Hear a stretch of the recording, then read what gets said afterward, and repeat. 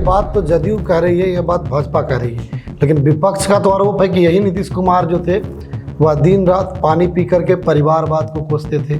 अब वही नीतीश कुमार हैं जो बिहार की कुर्सी छोड़ करके दिल्ली जा रहे हैं, अपने बेटे को स्थापित करना चाहते हैं। तो जनता सब देख रही है। अगर इसके दोनों विधायक के चक्कर में मेडिकल कॉलेज लंबित रहा तो आने वाले भविष्य में ये दोनों विधायक को बाजा बजा देगी जनता। नीतीश कुमार के काफ़ी करीबी माने जाते थे और सहयोगी माने जाते थे केसी त्यागी। नीतीश कुमार के दिल्ली जाने की जैसे ही बात आई और राज्यसभा का परिणाम जब आया तो उन्होंने कह दिया कि अब मैं जदयू के साथ नहीं रहूँगा, नीतीश कुमार के साथ नहीं रहूँगा। इतना प्रचंड बहुमत इस बार हम लोग को प्राप्त हुआ तो बीजेपी चाहे जो एलआई पार्टी है सबने निर्णय लिया, चूँकि यह स्वस्थ थोड़ा तबीयत इनकी अच्छी नहीं चल रही थी। इन्होंने स्टार्टिंग में ही बोला था, जब मैंडेट आया, सब परिणाम जब हम लोग के पक्ष में आया उस समय ही इनकी इच्छा थी कि आप किसी दूसरे को मुख्यमंत्री बना लीजिए। 5 सीट इस बार एनडीए गठबंधन की जीत हुई है। तो मेडिकल कॉलेज का जो मुद्दा है, क्या वो धरातल पर आएगा या फिर उत्तर कोयल नहर के जैसा हुआ मुद्दा ही बना रह जाएगा? राजद प्राइवेट लिमिटेड कंपनी है, वो पार्टी नहीं है, गिरोह है। लोकसभा चुनाव आप लोग पिछले बार कैसे हार गए? अपराध है, देखिए अपराध कोई नहीं। आज हम यहाँ बैठे हैं प्लानिंग करके कोई मेरी हत्या कर दे, इसमें कोई सरकार रहेगा तो कुछ नहीं कर सकती। और नया जनरेशन है, लालू राबड़ी का जमाना अलग था, ये पढ़ा लिखा लड़का मान लिया, नया जनरेशन का है, देश दुनिया देख रहा है। हो सकता है कि डेवलपमेंट पर अच्छा काज में रुचि हो, काज करेगा। लेकिन जब हम लोग गठबंधन करते हैं तो वही जंगल राज और वही लालू जी जेल से ही सरकार चलाने लगे।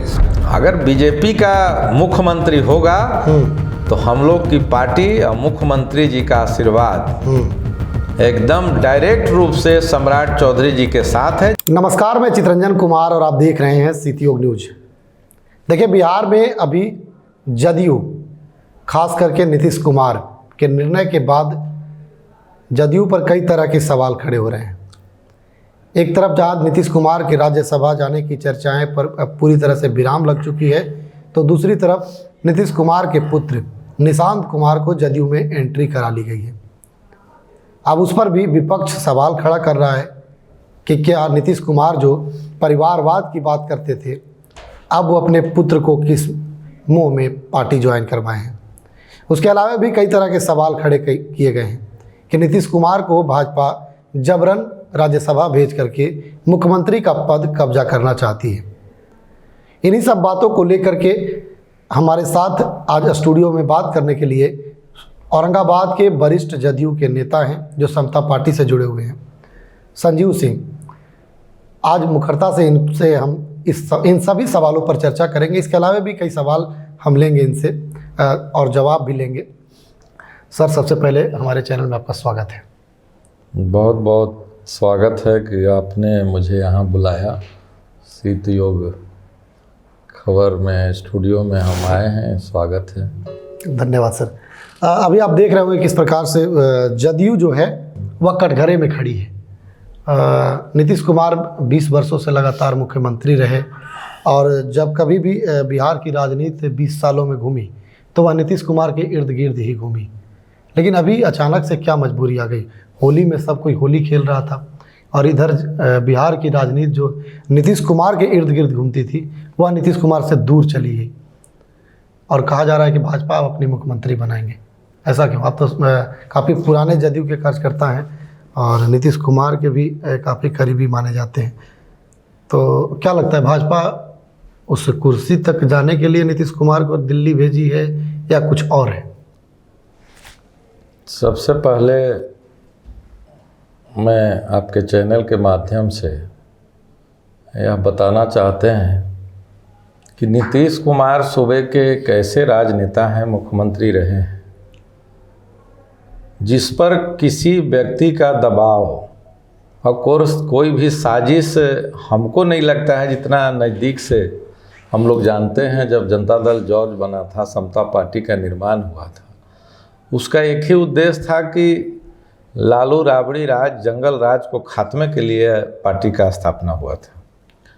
2005 में जब हम लोग सत्ता में आए तो लगातार अभी तक बिहार के उत्तरोत्तर विकास के लिए नीतीश कुमार काम किया।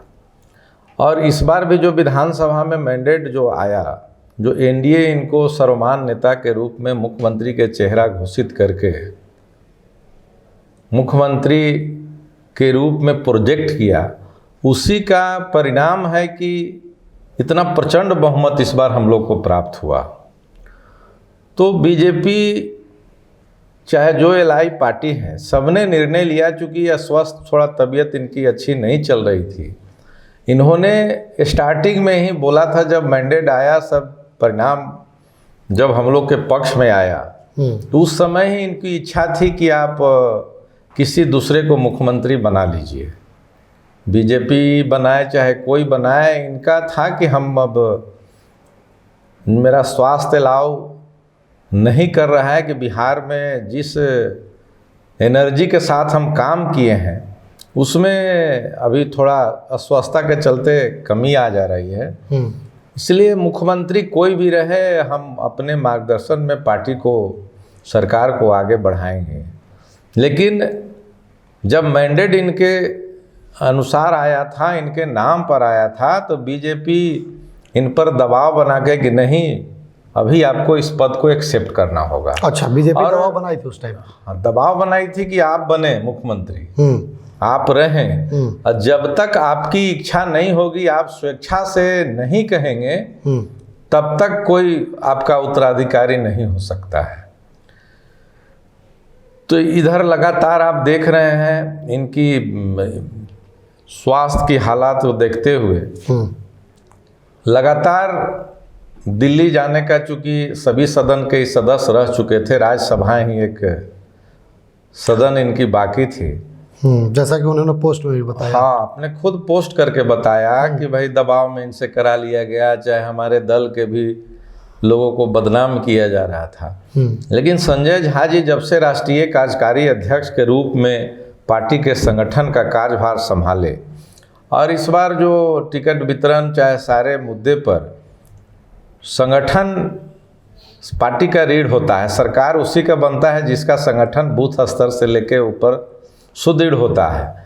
तो संजय झा जी के नेतृत्व में, उमेश कुशवाहा जी प्रदेश अध्यक्ष के नेतृत्व में जो पार्टी का मैंडेट आया, उससे कहीं कोई शिकायत करने का जगह पार्टी के लोगों को नहीं रह गया। कुछ चंद लोग विपक्षी पार्टी के बहकावे में आकर जो तोड़ फोड़ देखे, हंगामा देखे मुख्यमंत्री जी के राज्यसभा, हाँ, राज्यसभा में घोषणा के बाद, तो सब साजिश थी कि पार्टी को खंडित करने के लिए और पार्टी समाप्त हो जाए। विपक्ष के लोग चाहे कि आपस में ही बड़े बड़े नेता पर आरोप प्रत्यारोप लगा के कि यही सब लोग, संजय झा का भी बयान हाँ, उसमें राष्ट्रीय अध्यक्ष जी ललन बाबू और विजय चौधरी जी जैसे शीर्ष नेता जो पार्टी की इतने वफादारी के साथ नीतीश कुमार के साथ चट्टानी एकता से समता पार्टी के कार्यकाल से ही ललन बाबू इतना मजबूती से काम किए,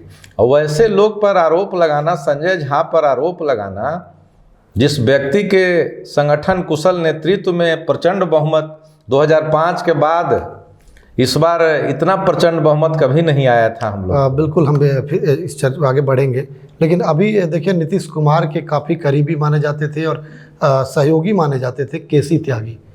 नीतीश कुमार के दिल्ली जाने की जैसे ही बात आई और राज्यसभा का परिणाम जब आया, तो उन्होंने कह दिया कि अब मैं जदयू के साथ नहीं रहूँगा, नीतीश कुमार के साथ नहीं रहूँगा, इस तरह की बातें निकल कर आई। केसी त्यागी जी हम लोग के पार्टी के वरिष्ठ नेता हैं, आज भी हैं। आज उन लोगों ने स्वयं खंडन किया है कि हम नीतीश कुमार जी दिल्ली आ रहे हैं तो हम यहाँ अब इस पार्टी में हम कैसे रहेंगे। अरे तो दिल्ली आ रहे हैं, वो पार्टी के राष्ट्रीय अध्यक्ष हैं, आप प्रवक्ता रहे हैं, उस पार्टी के वरिष्ठ नेता रहे हैं। अब पूरे देश में जदयू को हम लोग को स्थापित करना है।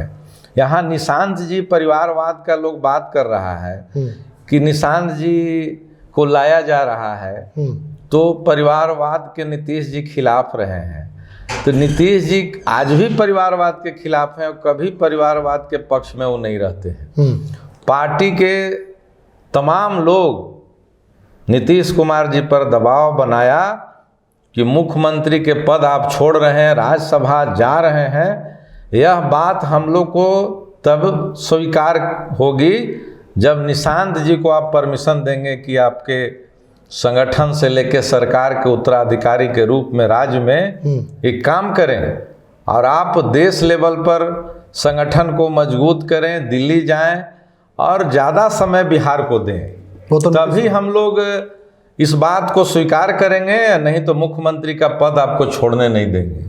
यही शर्त रखा गया। बिल्कुल। और पार्टी के तमाम कार्यकर्ता, जो पार्टी एक परिवार अपनी माँ के आंचल के समान होता है, जो पार्टी को सींच कर, जो घर को सींच कर आप जो बनाया जाता है, उसको ममता रहता है कि हम अगर गार्जियन अस्वस्थ हो जाए, चाहे बेटा हमारा उस जोग हो जाए, तो उसको परिवारवाद नहीं माना जाता है। अगर पूरे राज्य की जनता, राज्य के पार्टी के शीर्ष नेता, सारे लोग अगर निशांत जी को चाहते हैं तो यह कदम सराहनीय है। जो परमिशन दिया है वो ये बात तो जदयू कह रही है, ये बात भाजपा कह रही है, लेकिन विपक्ष का तो आरोप है कि यही नीतीश कुमार जो थे वह दिन रात पानी पी करके परिवारवाद को कोसते थे।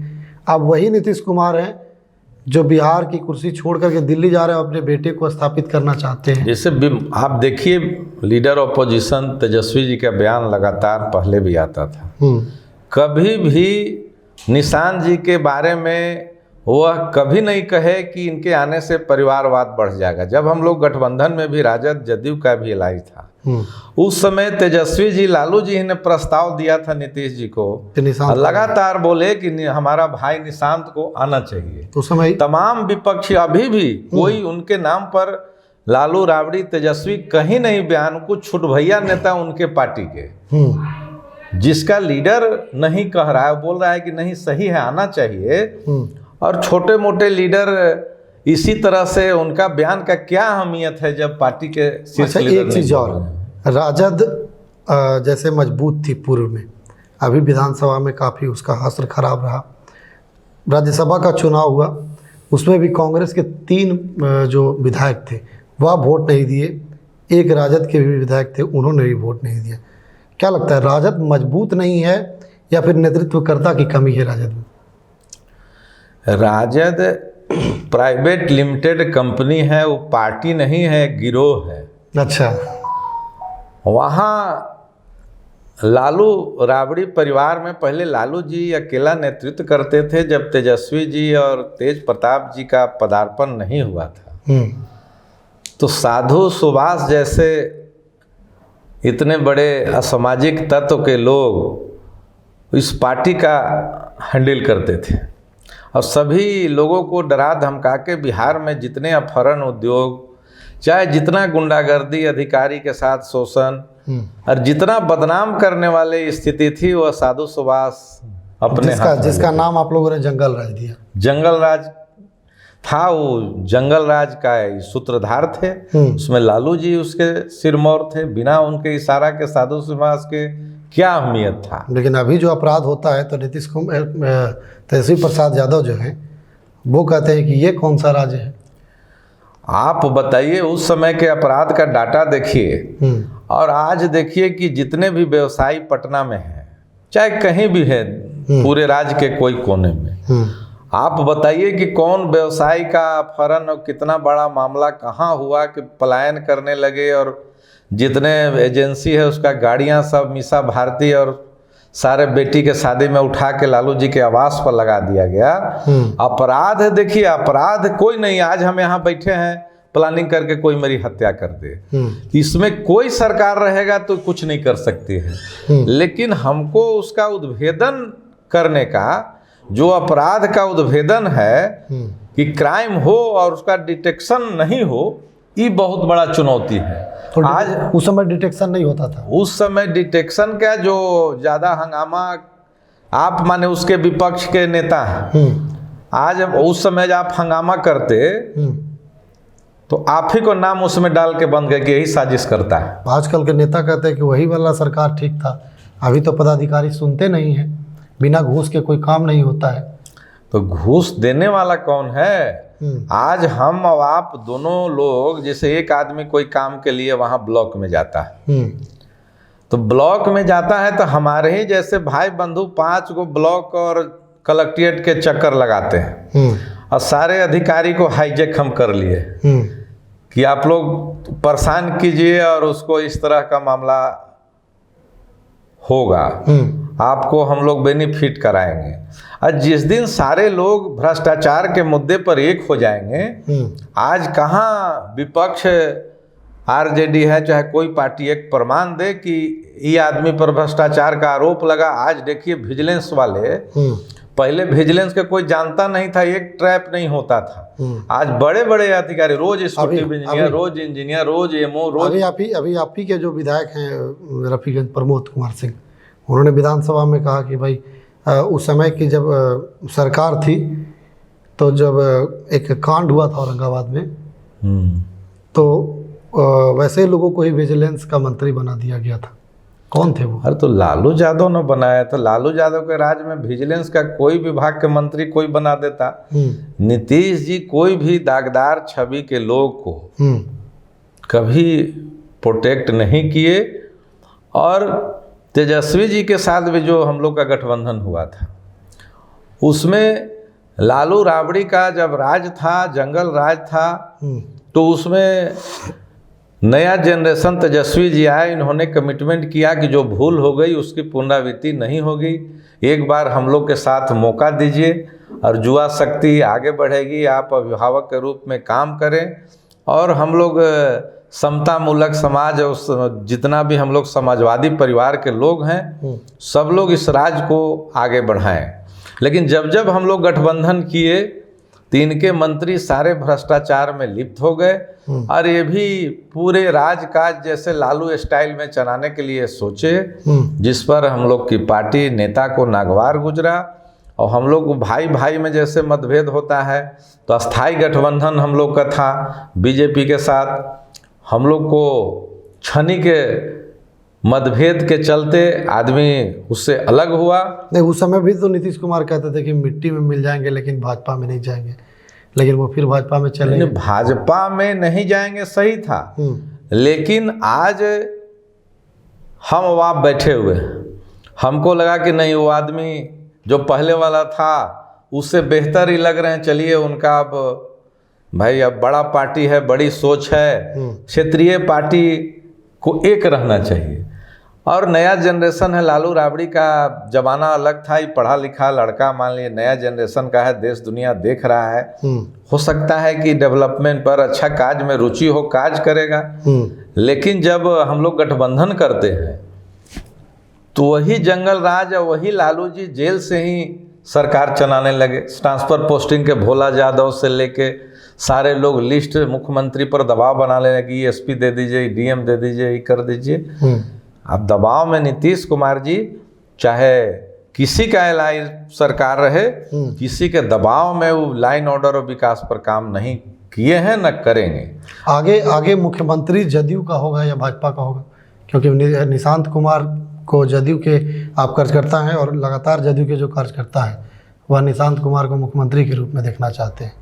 देखिए, निशांत जी को पहले तो लाने का परमिशन ही नहीं दे रहे थे, बहुत दबाव के बाद उन्होंने निशांत जी को पार्टी के शीर्ष नेता कार्यकर्ता को भावना को कद्र करते हुए परमिशन दिया।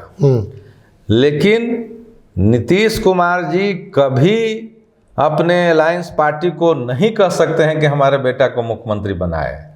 पार्टी के कार्यकर्ता और शीर्ष नेता संजय झा जी से लेकर तमाम लोग, सब लोग चाह रहे हैं, क्योंकि नीतीश कुमार जो सुशासन राज कायम किए हैं, उनके पैटर्न पर चलना और उनका जो अनुकरण करना, जितना विकास का अधूरा कार्य है, उसमें हम लोग को लग रहा है कि निशांत जी से बेहतर मुख्यमंत्री कोई नहीं हो सकता है।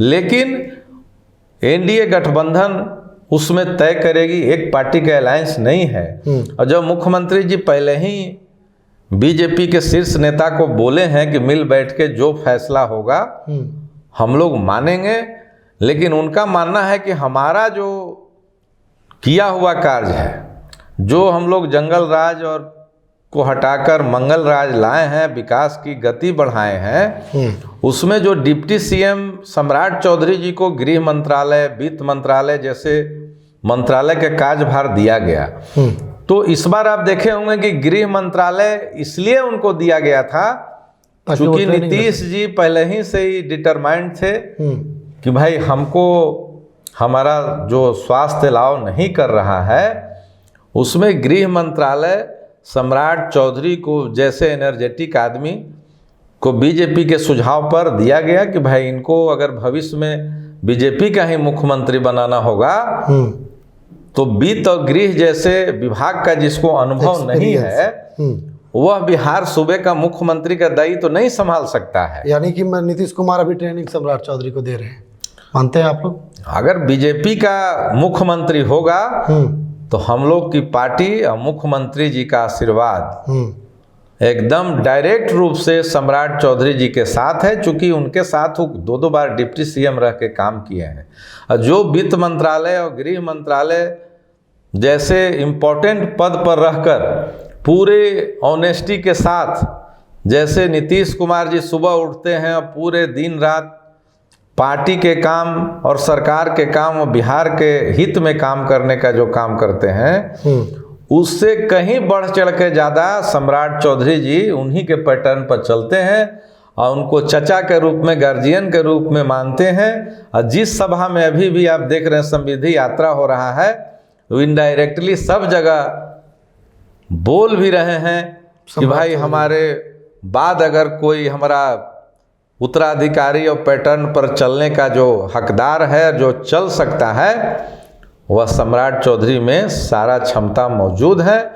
इसलिए सम्राट चौधरी का हम लोग का आशीर्वाद पार्टी का है, लेकिन चूंकि मैंडेट नीतीश कुमार के नाम पर आया है, इसलिए अगर 2029 में इसी प्रचंड बहुमत की आशा एनडीए गठबंधन करती है, तो निशांत कुमार को अगर मुख्यमंत्री नहीं बनाया जाएगा तो हम लोग को संदेह है कि 29 में इसका खामियाजा हो सकता है कि एनडीए गठबंधन को इतना प्रचंड बहुमत नहीं आए। इसलिए निशांत कुमार को ही हम लोग चाहते हैं कि इस कार्यकाल में 5 साल में मुख्यमंत्री निशांत कुमार को ही बनाना एनडीए गठबंधन के लिए बहुत बड़ी मांग है। अभी नीतीश कुमार समृद्धि यात्रा को लेकर के औरंगाबाद में आएंगे, और औरंगाबाद में काफ़ी दिन से आप लोग राजनीति कर रहे हैं, क्या लगता है कोई और बड़ी घोषणा होने वाली है इस बार?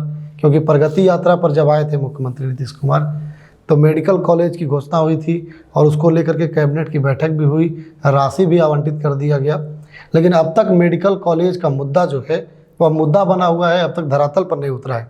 क्या लगता है देव के पातालगंगा में मेडिकल कॉलेज बनेगा, या कभी कभी अभी चेतन आनंद ही बोल रहे थे कि नबीनगर विधानसभा में ये दुधैला में मेडिकल कॉलेज बने, तो आखिर वो जनता भ्रम में की स्थिति में क्यों है? क्योंकि मुख्यमंत्री नीतीश कुमार ने ही प्रगति यात्रा के दौरान कहा था और विकास पुरुष कहे जाते हैं, और इसको लेकर के औरंगाबाद की जनता ने बड़ा मैंडेट भी दिया। देखा आपने कि जो 6 सीटें महागठबंधन के पास थी वह 5 सीटें इस बार एनडीए गठबंधन की जीत हुई है। तो मेडिकल कॉलेज का जो मुद्दा है क्या वो धरातल पर आएगा या फिर उत्तर कोयल नहर के जैसा हुआ मुद्दा ही बना रह जाएगा? देखिए, मेडिकल कॉलेज की जहाँ तक बात है तो प्रगति यात्रा में जब मुख्यमंत्री जी औरंगाबाद में आए थे उसी समय स्थानीय जनप्रतिनिधि के मांग पर औरंगाबाद विधानसभा के जो प्रतिनिधि थे उनके द्वारा जो समीक्षा बैठक थी उसमें मांग किया गया। उन्हीं के मांग के आलोक में चूंकि हमारे सूबे के मुख्यमंत्री, चूंकि यहाँ पर सारे महागठबंधन के एमएलए जीते हुए थे, उन्हीं के साथ समीक्षा बैठक करना था। और उनकी आदत है कि जो अच्छा मांग है, पक्ष हो विपक्ष हो, कोई मांगता है, अगर राज्य के हित में हो, जिला के हित में हो तो जरूर वह देते हैं। जैसे आप देखिए जमहोर को नगर पंचायत का दर्जा उसी बैठक में दिया गया, वहाँ मेडिकल कॉलेज का घोषणा ही नहीं, कैबिनेट से सारी राशि की स्वीकृति कर दी गई। और वहाँ आए तो रास्ते में वो गए भी थे, पतलगंगा होकर यहाँ पर आए थे, स्थल का भी निरीक्षण किया था उन्होंने। तो यहाँ के जो स्थानीय हमारे नबीनगर विधानसभा के जनप्रतिनिधि थे उस समय वो कहाँ चले गए थे जब पतलगंगा में हो रहा था, और उस बैठक में वो शिरकत तक नहीं किए। जो हमारे नवीनगर विधानसभा के विधायक थे, पूर्व के विधायक, उसमें उस समय के विधायक प्रगति यात्रा के समय उसमें आरजेडी बहिष्कार करती है। जब सरकारी योजना का समीक्षा है, सरकारी कार्यक्रम है गवर्नमेंट का, उसमें तो कोई पार्टी नहीं होता है, उनका अलायंस कांग्रेस पार्टी उसमें शरीक होता है। वो मांग किए तो मेडिकल कॉलेज मिला, और यहाँ जमहोर में नगर पंचायत मिला। तो कहाँ हम लोग भेदभाव किए? वो शामिल भी नहीं होते। अगर शामिल होते उस बैठक में, वो बोलते कि मेडिकल कॉलेज बनना चाहिए दुधैला बारून में। सही बात है कि दुधैला में पर्याप्त मात्रा में गवर्नमेंट का जमीन, सरकारी जमीन इतना ज़्यादा पर्याप्त मात्रा में है, भौगोलिक स्थिति से भी सबसे बेहतर जगह दुधैला है। लेकिन मुख्यमंत्री जी चूंकि वहाँ आए थे, अपने से पतलगंगा में गए थे, वो मठ का जमीन है, जमीन का मामला तो जिला प्रशासन जानती है। तो मेरा ये कहना है कि यहाँ जो एनडीए घटक दल के दोनों विधायक हैं, और उसमें जो बयानबाजी हो रहा है, असेंबली क्वेश्चन हो रहा है, आप साहब जिला प्रशासन पर तो छोड़िए कि कौन जमीन सरकारी है, गवर्नमेंट का है, बेहतर है, जिसमें आसानी से बन सकता है, जो भौगोलिक स्थिति है, जिले का बनावट है, कम्युनिकेशन है, उसमें सबसे बेहतर दुधैला है। तो आपके अनुसार दुधैला बनना चाहिए या पतलगंगा बनना चाहिए? हम जिला प्रशासन के ऊपर छोड़ दिए हैं कि जहां भी उनको बेहतर लगे। यहाँ की जनता, जिला के हर लोग चाहता है कि मेडिकल कॉलेज बहुत बड़ा चीज है। मेडिकल कॉलेज बने, चाहे वह पतलगंगा में बने, कि दुधैला में बने, कि नवीनगर बने, कि गोह में बने, उसका है, पब्लिक का है कि मेडिकल कॉलेज बने। और इन लोग अपना जनता को दिखाने के लिए विधानसभा में क्वेश्चन कर रहे हैं, 0 आवर में सवाल कर दे रहे हैं, जिसका कोई अहमियत नहीं है, कोई जवाब नहीं आया उनका। हमारे ही नवीनगर के विधायक जी किए तो वहीं वो आमरण अनशन पर बैठ जाते, मुख्यमंत्री से मिलते जाके। जिसको बनाना है उसके पास कोई नहीं मिल रहा है। अब भारतीय जनता पार्टी के मंगल पांडे स्वास्थ्य मंत्री हैं, जो पतलगंगा में हो रहा है, हमारा औरंगाबाद का विधायक भारतीय जनता पार्टी के हैं, तो स्वाभाविक है कि भाई उसका पक्ष लेंगे। इनका जब मुख्यमंत्री हम लोग का था, तो अगर वाकई में दुधैला में वो चाहते हैं, तो दुधैला के लिए मुख्यमंत्री जी से रिक्वेस्ट करते कि जमीन वहाँ पर है, आप दिखा लीजिए, वहाँ विवादित है, मठ का जमीन है, कम्युनिकेशन सब बढ़िया है, तो जनता सब देख रही है। अगर इसके दोनों विधायक के चक्कर में मेडिकल कॉलेज लंबित रहा, तो आने वाले भविष्य में ये दोनों विधायक को बाजा बजा देगी जनता। चेतन आनंद का अभी कार्यकाल कैसा चल रहा है नवीनगर में? अभी तो जुम्मा 4 दिन से जीते हुए हैं, अभी घूम फिर रहे हैं। भाई विकास का चूंकि राशि भी इनको प्राप्त नहीं हुई, अभी अप्रैल से बजट सेशन के बाद राशि प्राप्त होगी। और सरकार रहता है तो राशि तो से कोई विकास नहीं होता है। सरकार का बहुत सारा योजना है, हमारे एनटीपीसी है, 2 मेगा पावर परियोजना है, उसमें भी WG नौकरी के लिए घोषणा किए थे कि हम जीतेंगे तो सब 40,000 युवा को रोजगार देंगे। उनका पत्नी भी कही कि भैया नहीं देंगे तो भाभी देंगी। जनता 5 साल बीत गया, विधायक भी नहीं रहे, टिकट भी गोल हो गया। और हमारे भी विधायक के ऊपर बहुत आशा है कि डेवलपमेंट कराएंगे, नौकरी देंगे। तो कोई भी विधायक बन जाए, हम ही विधायक बन जाते, ये संभव नहीं है कि सबको नौकरी मिल जाए, हम लोग दे सकते हैं। लेकिन डेवलपमेंट कराते, CSR का पैसा कम से कम जहाँ के लोग भूमि दिया है, वहाँ के आसपास के लोग, नवीनगर बारून में डेवलपमेंट 100% न होकर उसका पैसा आरा, बक्सर और बाहर चला जाए, ये बहुत सोचनीय विषय है। तो आप लोगों ने अभी तक मांग किया कि नहीं कि यहाँ के CSR का फंड यहीं खर्च हो, आरा क्यों चला जा रहा है? पहले तो आपके आरजेडी के विधायक थे, अब आपके अपने ही पार्टी के विधायक हैं, तो कभी आप लोगों ने मांग रखा कि नहीं उनसे? ना, मांग हम लोग, चूँकि यूनियन के भी हम लोग उसमें, जो वहाँ मजदूर यूनियन है उसके भी हम संरक्षक हैं।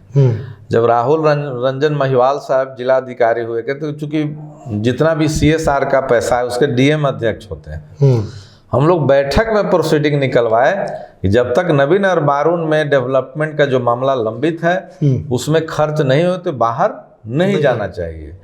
लेकिन चूंकि एनर्जी मिनिस्टर थे आर.के. सिंह, IAS अधिकारी रहे हैं, अपने दबाव पर प्रभाव पर हड़का के DM से भी NOC लेके सारे योजना को वहाँ पर आराम में लेकर चले गए। लेकिन वो भी अब नहीं है, अब फ्री हैं।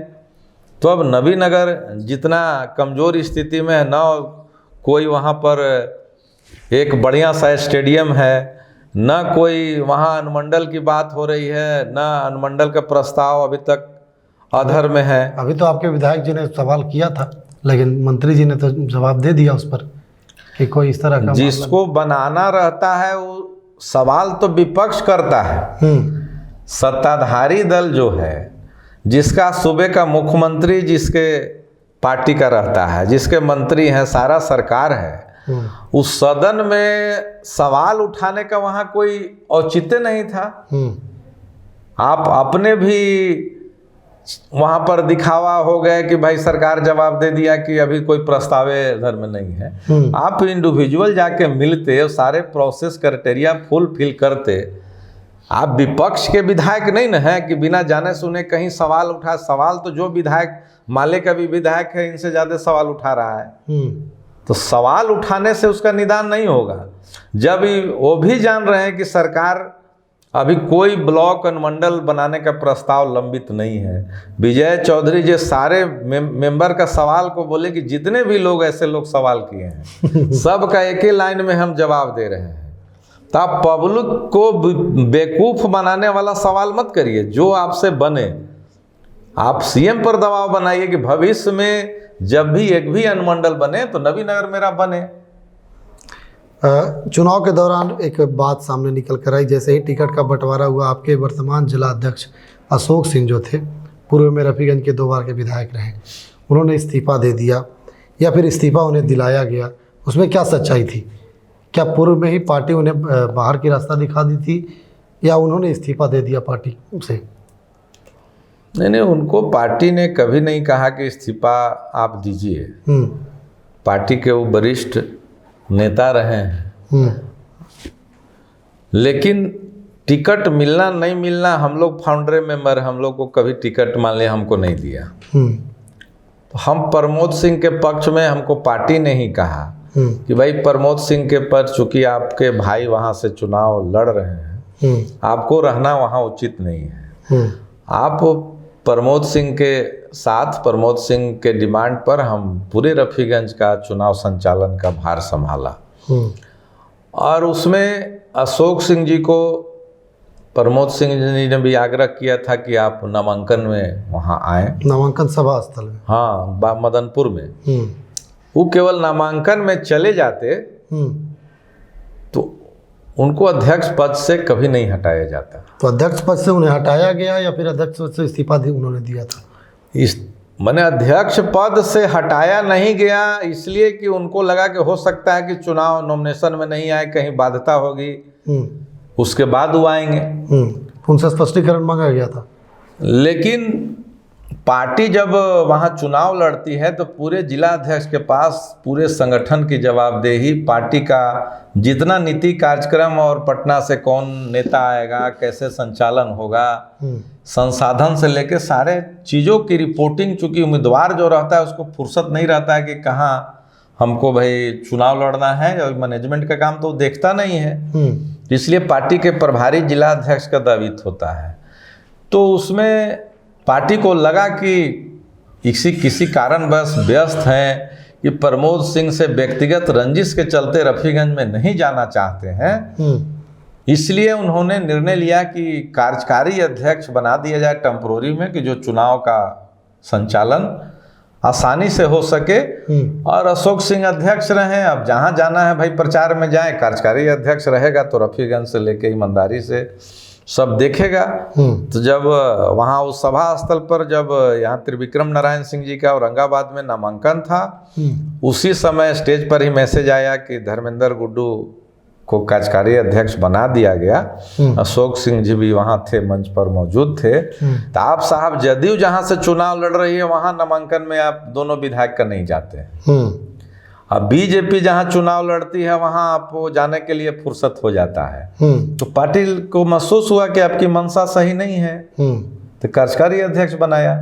तो कार्यकारी अध्यक्ष बनाया तो आपको लगा कि हमको हटाने की साजिश हो रहा है, ऐसी कोई बात नहीं थी। अगर उसके बाद भी प्रमोद सिंह के पक्ष में आप जाते, चूंकि वहाँ के 2-2 बार विधायक रहे, एक बार फिर 3 बार आपको पार्टी टिकट दी, सारे लोग हारे, अभी हारे, पार्टी थोड़े हराई आपको। उसके बाद भी आप पार्टी के पक्ष में नहीं जाके प्रेस कॉन्फ्रेंस बुला के कहते हैं कि प्रमोद सिंह के छोड़ के हम सारे उनको हम जिताने का काम नहीं करेंगे। बिल्कुल। तो इसमें बचा क्यों चाहिए? प्रमोद सिंह जेडीयू को नीतीश कुमार के उम्मीदवार है कि प्रमोद सिंह कोई व्यक्ति लड़ रहा है वहाँ, इंडिपेंडेंट तो वहाँ लड़ नहीं रहे हैं। वो तो आप सीधे वहाँ नीतीश कुमार का एक सीट पर प्रेस्टीज बना हुआ है, एनडीए लड़ रही है, कोई दल थोड़े लग रहा है वहाँ, तो एनडीए के प्रत्याशी हैं ही। इस चलते पूरी ताकत भी निगेटिव वहाँ पर चल रहा था, सारे उनके वर्कर थे, देखे कि भाई वहाँ प्रमोद सिंह के पक्ष में काम नहीं कर रहे थे, इसलिए रिजाइन कर दिए। पहले ही अपने देखे कि अब हमको हटा ना दे, तो इस्तीफा कर दिए। चुनाव के बाद आपके ऊपर भी इस तरह का मामला सामने आया, तो आपके मामले में क्या सच्चाई थी? हमारे मामला में तो आप लोग खुद जानते हैं कि हम पूरा चुनाव रफीगंज में रहे। अगर एक भी प्रमाण कहीं नबीनगर के हमारे जो पार्टी के प्रत्याशी हैं, एक भी प्रमाण दे दें कि हम उनके खिलाफ प्रचार किए, कहीं बयान दिए, कोई गांव में गए, हम एक व्यक्ति पूरे प्रमोद सिंह इसके गवाह हैं कि अपने साथ पूरा चुनाव अपने गाड़ी पर पूरे चुनाव रखे, मैनेजमेंट चाहे कोई बड़ा नेता है, कोई कार्यक्रम हमको कभी वो अपना साथ नहीं छोड़े। और पूरे चुनाव में मीडिया में भी हम अशोक जी हटे तो पूरे मुखिया मीडिया में भी जदयू का पक्ष हम ही रखे। आप भी बयान लिए थे, उसमें भी बोले थे कि 6 के 6 सीट जीतेंगे इस बार, हम जीतेंगे, और 5 जीते भी हैं। हाँ, और जो मेरा भाई का चुनाव लड़ने का था वो बोले कि उनका व्यक्तिगत निर्णय है, हम एनडीए के साथ हैं और 6 के 6 सीट हम लोग जीतेंगे। हम लोग जीते भी। और उसके बाद उनको राजनीतिक प्रतिद्वंदता में सबको लगता है कि इनको डैमेज नहीं करेंगे, तो फिर ही जदयू का भाई हमको सांसद का उस सपना लोग देखता है, फिर बनने के बाद बहुत सारा चीज़ है, तो देखे कि जबरन अपना प्रभाव में पार्टी कभी नहीं चाहती थी हम पर कार्रवाई करना। सारे शीर्ष नेता कहे कि बहुत दबाव बना रहे हैं, आपका तो वहाँ इतना काम किए हुए हैं। कौन दबाव बना रहे थे? कौन दबाव बना रहे थे? जो हमारे एनडीए गठबंधन के जो प्रत्याशी थे वो रिटेन में कंप्लेन किए थे। यानी कि चेतन आनंद? हाँ, तो नबीनगर से जो प्रत्याशी थे वो कंप्लेन किए। तो कंप्लेन किए तो भाई उस पर हमसे जवाब मांगा गया। तो प्रमोद सिंह ने, हम पत्र भी आपको दे देंगे, प्रमोद सिंह रिटेन में लिख के दिए कि टिकट मिलने से लेके चुनाव के दिन तक मेरे साथ रहे और जीत में इनकी अग्रणी भूमिका है। अगर ये नहीं रहते तो अशोक सिंह और सारे लोग जदयू के विरोध किए, एगो सिंगल आदमी है कि जो ये हमको सपोर्ट किए। अब पार्टी का वहाँ पर अधिकृत रूप से हम नामित थे प्रभारी कि आपको रफीगंज में रहना है। तो जब पार्टी नहीं जवाबी दही दी, अगर प्रमोद सिंह के साथ हम गद्दारी करते तब माना जाता कि पार्टी विरोधी हम काम कर रहे हैं। हम काम कर रहे हैं रफीगंज में और सर्टिफिकेट हमसे मांगा जा रहा है नबीनगर से। तो चेतन आनंद को आपसे द्वेषता अभी भी बरकरार है? फिर चुनाव जीतने के बाद उनसे मुलाकात हुई, बातचीत हुआ? बराबर मुलाकात होती। चेतन जिसे व्यक्तिगत हम लोग को कहीं कोई मतभेद नहीं है, लगातार हम कई मंच पर हम लोग साथ रहते हैं, लेकिन वहाँ राजनीति में तो अपना प्रभाव बढ़ाने के लिए जिसको भी कत्ल करना है कर दीजिए। हम लोग समता पार्टी के फाउंडर मेंबर रहे हैं, हम लोग कभी भी आज तक दल नहीं बदले हैं। जब तक समता पार्टी रहा, दूसरा जनरेशन हम लोग हैं। इन लोग को तो आज टिकट नहीं मिलेगा जदयू से तो कल रास्ता नाप गाली देने लेंगे नीतीश कुमार के। देश में कोई ऐसा नेता नहीं है, कोई ऐसा पार्टी नहीं है जिसमें इन लोग नहीं गए हैं, चुनाव नहीं लड़े हैं। लोकसभा चुनाव आप लोग पिछले बार कैसे हार गए? काराकाट बिहार गए और औरंगाबाद बिहार गए। लोकसभा चुनाव हम लोग यहाँ तो पवन सिंह निर्दलीय खड़ा हो गए, तो उससे काफ़ी हम लोग का एनडीए का मत बिखराव हुआ। 3.25 लाख मत बिखराव हुआ, उसके तो जीतने के कहाँ स्कोप था। तो आखिर एनडीए तो पार्टी उसमें शुरू से पवन सिंह बीजेपी में थे, उनको पहल करना चाहिए था। बीच में हम लोग भी मैसेज किए थे कि बात करिए, लेकिन उनको पवन सिंह को हल्के में लिया जा रहा था, जिसका खमियाजा हमको भुगतना पड़ा। इस बार विधानसभा में तो हल्के में नहीं लिया गया, तब परिणाम ठीक आया है। बिल्कुल, पवन सिंह को आने से जहाँ जहाँ स्टार प्रचारक में पवन सिंह गए, वहाँ 99% हम लोग सीट जीते हैं। आने वाले दिनों में लोकसभा का क्या स्थिति रहेगा? इस बार आप लोग जीत पाइएगा, संघर्ष कर रहे हैं, या फिर इस बार महागठबंधन जीत लेगी? देखिए, पूरे एनडीए गठबंधन अगर ईमानदारी के साथ एक साथ रहेगी, व्यक्तिगत दुर्भावना से ऊपर उठकर अगर साथ रहेगी, तो निश्चित तौर पर हम लोग जीतेंगे। और जहाँ घर में ही सेंधमारी हो जाएगा, गुटबाजी हो जाएगा, तो कोई बड़े बड़े नेता चुनाव हार जाते हैं। समृद्धि यात्रा के दौरान, लास्ट सवाल है, समृद्धि यात्रा के दौरान नीतीश कुमार मुख्यमंत्री जो हैं औरंगाबाद आ रहे हैं, उसके बाद वे चले जाएंगे दिल्ली, वो मुख्यमंत्री नहीं रहेंगे।